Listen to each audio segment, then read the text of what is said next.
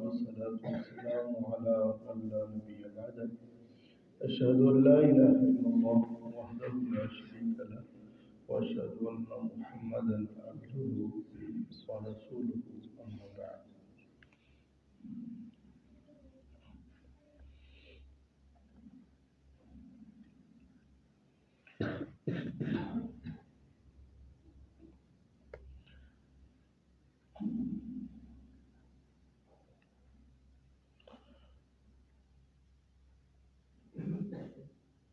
حدثنا يحيى بن حمزة قال سمعت أبا وهب يقول سمعت مقهولا يقول كنت عبدا بمصر لامرأة من بني هذيل فاعتقتني فما خرجت من مصر وبها علم إلا حويت عليه فيما أرى ثم أتيت الحجاز فما خرجت منها وبها علم إلا حويت عليه فيما أرى ثم أتيت العراق. حضرت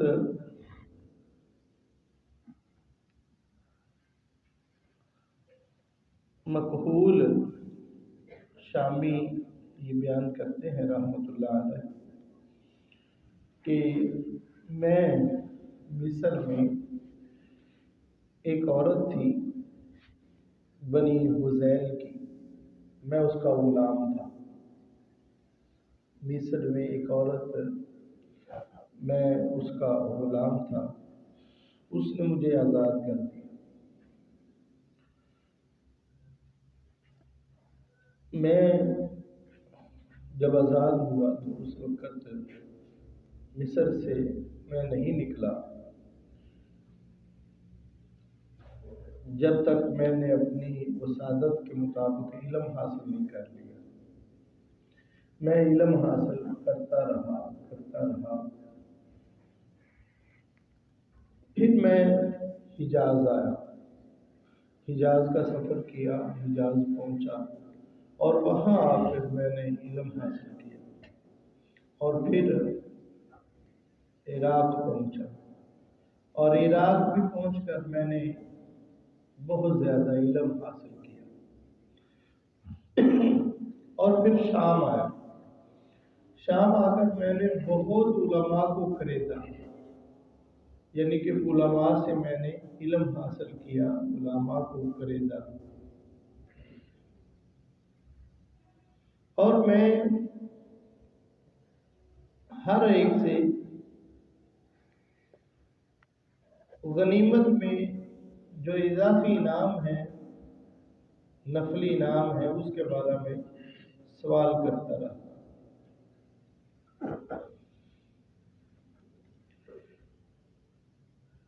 تو مجھے کوئی ایسا نہ ملا جو مجھے اس بارے میں تشفی کرے، کچھ بتاتا. لیکن آخر میں ایک شیخ سے ملاقات ہوئی جن کا نام زیاد بن جاریہ تیمی بتایا گیا تھا. میں نے اس سے پوچھا کہ آپ نے نفل کے متعلق کچھ سنا ہے؟ جو مال ہے، نفلی مال دیا جاتا ہے، اس کے متعلق کچھ معلوم ہے؟ اس نے کہا کہ ہاں، میں نے حبیب بن مسلمہ فہری رضی اللہ تعالیٰ عنہ کو بیان کرتے ہوئے سنا ہے. وہ فرما رہے تھے کہ میں آقا علیہ السلام کے پاس حاضر تھا، یعنی کہ آقا علیہ السلام کے پاس موجود تھا کہ آپ نے شروع جہاد میں چوتھا حصہ اور لوٹتے وقت تیسرا حصہ بطور نفل اضافی انعام فرمایا، عطا کیا. ایک ہے کہ جہاد کیا اور جہاد کے بعد پھر دوبارہ لوٹ کر دوبارہ یک بار ہو کر حملہ کرنا یا دوبارہ دوسری مرتبہ حملہ کرنا، اس سے مراد یہ ہے. گویا کہ اس بات پر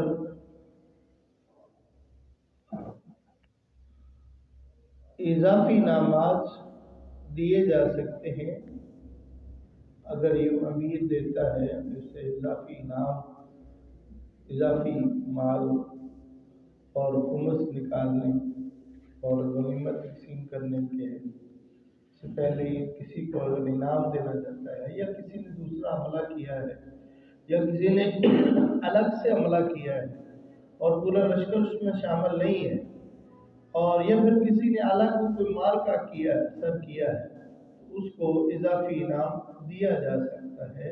اس حدیث سے یہ ہمیں سبق ملتا ہے۔ حضرت عمر بن شعیب اپنے والد سے وہ اپنے دادے سے روایت کرتے ہیں کہ اللہ کے نبی صلی اللہ علیہ وسلم نے فرمایا کہ سب مسلمانوں کے خون آپس میں برابر ہیں، حدود کے نفاذ میں معزز اور غیر معزز اس کا فرق نہیں ہے۔ ان میں سے جو بھی کوئی کافر کو امان دے تو اس کا ادنا فرض بھی اس کے پاس رکھے، جیسے وہ اللہ کے پاس ہے ایسے ہی ادنا کو یہ حق حاصل ہے۔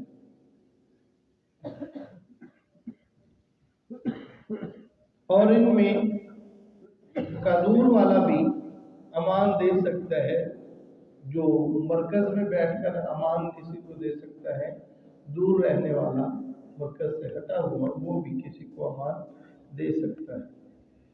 تمام مسلمان کافر کے مقابلے میں، کفار کے مقابلے میں ایک ہاتھ ہے، ان کا کمزور اور قوی اپنے ضعیف اور سست رفتار کو بھی ساتھ ملائے، جو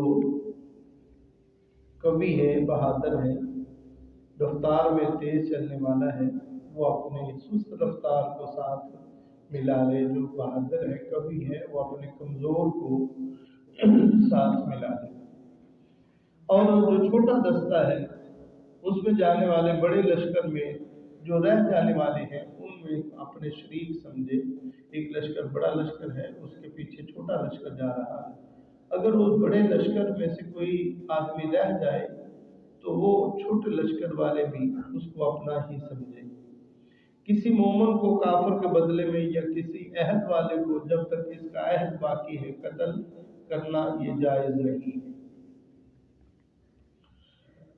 یہ اس صورت میں ہے جب جہاد میں آدمی نکلتے ہیں تو بڑے لشکر جو ہوتے ہیں وہ کسی اس میں سے کچھ افراد کو لیا اور ایک دستہ بنایا اور اس دستے کو علیحدہ کسی مہم پر، علیحدہ کسی علاقے میں، وہ کوئی بھی ہو سکتا ہے، مثلا آپ یہ چند لوگ ہیں اس کو آپ اس کی طرف جائیے، ایک دستہ آپ نے ادھر منسوخ کر دیا، یا پھر ان کی رکھوالی کے لیے اور ان کی جاسوسی کے لیے، یا پھر ان کے پیچھے رہنے کے لیے، یا پھر آگے کارروائی کرنے کے لیے، کوئی بھی صورت اس کی ہو سکتی ہے، اس میں سے ایک دستے کو نکال کر بھیجنا۔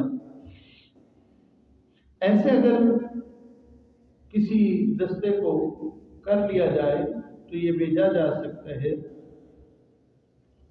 لیکن یہ اس وقت نہیں ہے۔ ایک ہے کہ مرکز سے 50 آدمی نکالے اور 50 آدمیوں سے آگے الگ جا کے 10 آدمی الگ ہو گئے۔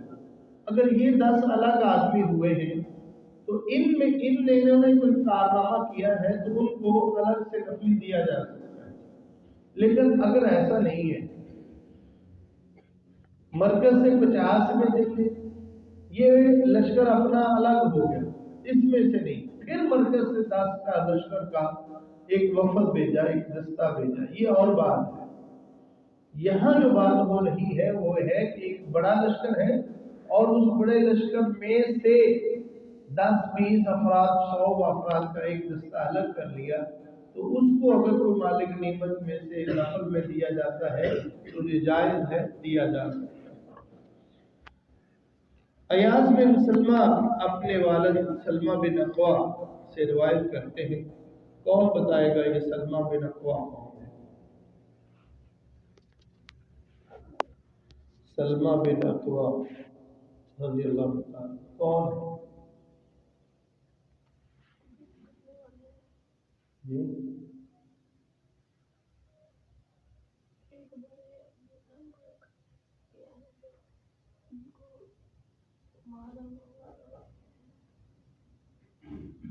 سلمہ بن اکوا کو یار قصہ ایڈا لمبا سنایا سی،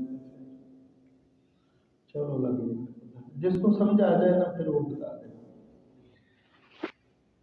کہتے ہیں کہ عبد الرحمن بن عیینہ فزاری نے رسول اللہ صلی اللہ علیہ وسلم کے اونٹ لوٹ لیے، آقا علیہ السلام کے اونٹ سے اس نے ان کو لوٹ لیا، ان کے چرواہے کو قتل کر ڈالا، جو اونٹوں کا چرواہا تھا اس کو قتل کر دیا، اور پھر وہ اور اس کے گھوڑ سوار ساتھی نے ہانکتے ہوئے چل نکلے، جو اونٹ تھے ان کو یہ عبد الرحمن اور اس کے ساتھی آقا علیہ السلام کے اونٹوں کو بگا لیا اور ان کو جو چرواہا تھا اس کو قتل کر دیا۔ کہتے مجھے خبر بھی میں نے اپنا منہ مدینے کی طرف کیا اور 3 بار آواز لگائی، یا صباحا یا صباحا، لوگوں مدد کو پہنچو، لوگوں میری مدد کو پہنچو، ہم کو دشمن نے لوٹ لیا ہے۔ اب کہتے ہیں میں اکیلا ہی اس کے پیچھے بھاگ گیا، میں اکیلا ہی اس لشکر کے پیچھے جو لوٹ کر لے جانے والے تھے نا اس کے پیچھے بھاگا۔ اب میرے پاس تیر تھے، میں ان کو تیر مارتا جاتا اور ان کی سواریوں کو زخمی کرتا جا رہا۔ اگر میں ان میں سے کسی گھوڑ سوار یا کوئی میری طرف پلٹتا تو میں کسی درخت کی آڑ میں آ جاتا، حتیٰ کہ اللہ کے نبی صلی اللہ علیہ وسلم کی تمام سواریاں جو اللہ نے پیدا فرمائی تھی میں نے ان کو اپنے پیچھے کر لیا، یعنی جو لوٹ کے لے کے جا رہے تھے ساری میں نے چھڑا لی، اپنے قبضے میں ان کو کر لیا، اور ان لوگوں نے اپنا بوجھ ہلکا کرنے کی غرض سے نا 30 سے زیادہ بالے اور چادریں پھینک دی۔ دوسری روایت میں تفسیر میں ان کی حالات زندگی میں لکھا ہے جو گھوڑ سوار تھے نا وہ اپنی جان بچانے کے لیے وہ کہتے چادر لے لے تو جان چھڑ دے، سادہ پیچھا چھڑ دے چادر لے لے، وہ کہتا نہیں تم نے اونٹ کیوں چرائے؟ یہ اکیلا تھا، وہ ایک دستہ تھا، ان کے پاس سازوسامان زیادہ تھا، اس کے پاس صرف 3 تھے۔ کہتے پھر عیینہ ان کی مدد کو آن پہنچا، عیینہ آئے اور ان کی مدد کے لیے پہنچے، اس نے کہا تم میں سے کچھ آدمی اس سلمہ بن اکوا کی طرف ہو جاؤ۔ سلمہ بن اکوا رضی اللہ تعالیٰ کہتے ہیں کہ ان میں سے 4 آدمی میری طرف آئے اور پہاڑ پر چڑھ گئے، میں نے بلند آواز سے ان کو کہا کہ تم جانتے ہو مجھے میں کون ہوں؟ جو وہ 4 آدمی اس کے مقابلے کے لیے آئے نا، عبد الرحمن نے کہا کہ جو ان کا لوٹنے والا تھا نا اس نے کہا کہ 4 جنے مسلمانوں اس کے مقابلے کے لیے آئے، کہتے ہیں وہ 4 آدمی پہاڑ کے اوپر چڑھ گئے، تو میں نے ان سے آواز سے کہا کہ تم جانتے ہو کہ میں کون ہوں؟ تعارف ہے؟ انہوں نے پوچھا تم کون ہو؟ میں نے کہا کہ میں اکوا کا فرزند بیٹا ہوں، اور اس ذات کی قسم ہے جس نے محمد صلی اللہ علیہ وسلم کے چہرے کو عزت بخشی ہے، یہ نہیں ہو سکتا کہ تم میں سے کوئی مجھے پکڑنا چاہے تو پکڑ لے گی، ایسے نہیں ہو سکتا۔ 4 کو اس نے کہا کہ اگر تم چاہو نا کہ میں پکڑا جاؤں، ایسا نہیں ہو سکتا، اور یہ بھی نہیں ہو سکتا کہ میں پکڑنا چاہوں تو تم بھاگ جاؤ، یہ بھی نہیں ہو سکتا، تم میں سے کوئی مجھے پکڑ نہیں سکتا، اگر میں پکڑنا چاہوں تو تھوڑے تو کوئی بچ نہیں سکتا۔ یہ نہیں کسی نے سمجھا بھی کون سے۔ پھر تھوڑی دیر گزری تو میں نے دیکھا کہ اللہ کے نبی صلی اللہ علیہ وسلم کے شاہ سوار درختوں میں سے دوڑتے ہوئے آ رہے ہیں، اور ان میں سے سب سے آگے अकरम असदी रजी अल्लाह तआला अन्हु थे। लोगों को पता चल गया, मेरी आवाज़ को सुन के लोग मदद के लिए आए और आका अलैहिस्सलाम साहबा थे वो आ गए।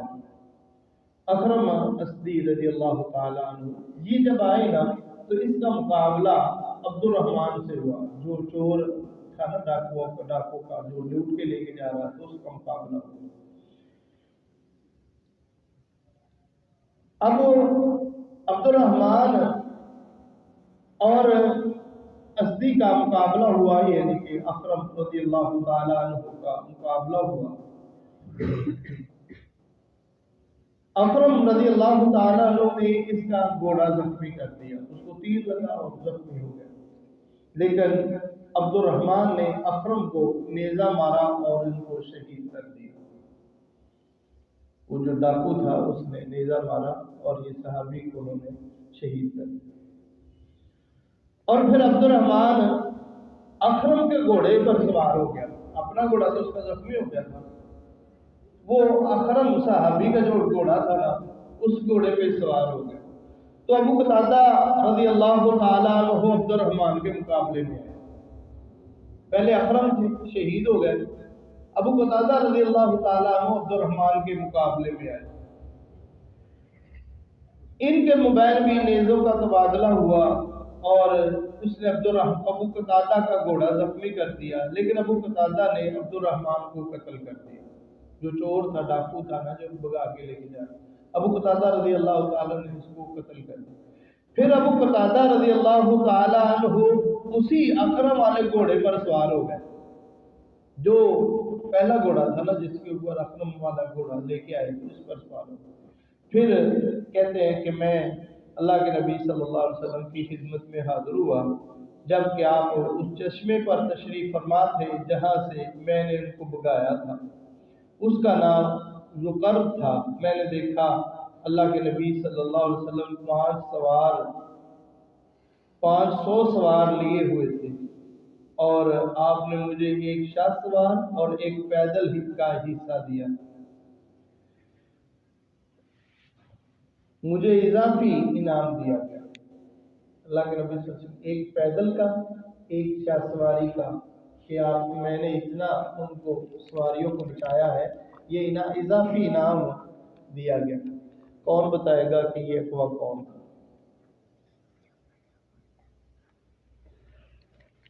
ये अफवाह वही है रज़ियल्लाहु ताला अन्हु जो घोड़े को दौड़ाते और दौड़कर उसके पीठ के ऊपर चढ़ जाते थे। वाक़या नहीं,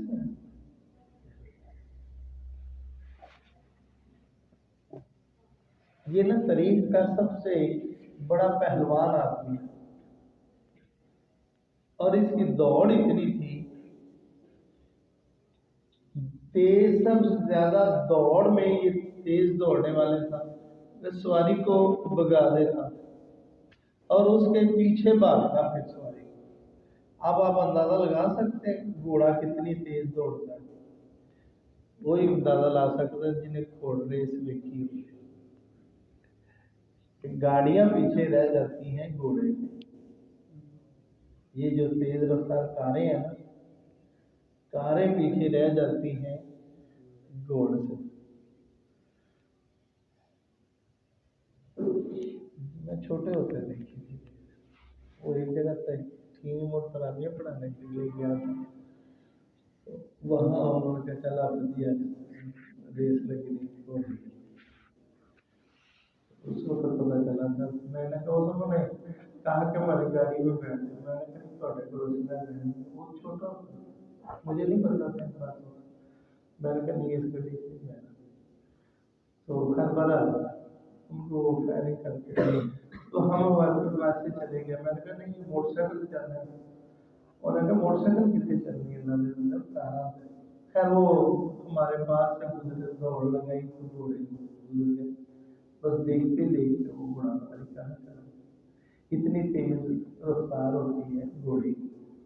तो बहरहाल सलमा बिन अकवा रज़ियल्लाहु ताला अन्हु इस कदर जवान थे कि वो घोड़े को तेज दौड़ाते और फिर उसका मुकाबले में दौड़कर उसके ऊपर पीछे छलांग लगाते और ऊपर करके बैठते। یہ تھے سلمان رضی اللہ تعالیٰ، ان کے بارے میں تفسیر میں آتا ہے کہ جب یہ اس کے پیچھے جا رہے تھے نا تو وہ اپنی چادریں پھینک دیتے تھے، وہ کہتے سلمان چھاڑ دے تو چلا یا چادر لے لے تو چلا، یہ کہتے نہیں یہ چادریں پھر نا، یہاں تو تفسیر میں شاید نہیں ہے، وہ چادریں اس کو سلمہ کو ملی تھی، چادریں نا چادریں بڑے قیمتی تھی، وہ چادریں ان کو کہتے چادر لے لے تو جان چھاڑ دے، یہ کہتے نہیں وہ پھر جی چادریں ملتی دیا۔ تو میں نے اس کے حوالے سے پڑھا ہے کہ سب یہ چادریں نا پیچھے سے صحابہ انہوں نے جمع کر دی، تو اللہ کے نبی صلی اللہ علیہ وسلم نے فرمایا کہ یہ چادریں کس کی ہیں؟ تو انہوں نے کہا یا رسول اللہ جو بھاگ کے گئے ہیں ان کی ہیں۔ تو سلمہ بن اکوع رضی اللہ عنہ جب واپس آئے تو مال پے کرنے سارے، تو انہوں نے کہا میری چادریں کس ہیں؟ انہوں نے کہا چادریں تیریاں تو نہیں، انہوں نے کہا نہیں نہیں یا رسول اللہ وہ مجھے کہہ رہے تھے چادر لے لو ہماری جان چھوڑ دو، تو آپ نے فرمایا چادریں اکوع کو دے دو، یہ اس کی ہیں رضی اللہ تعالیٰ، یہ ہے وہ سلمہ بن اکوع رضی اللہ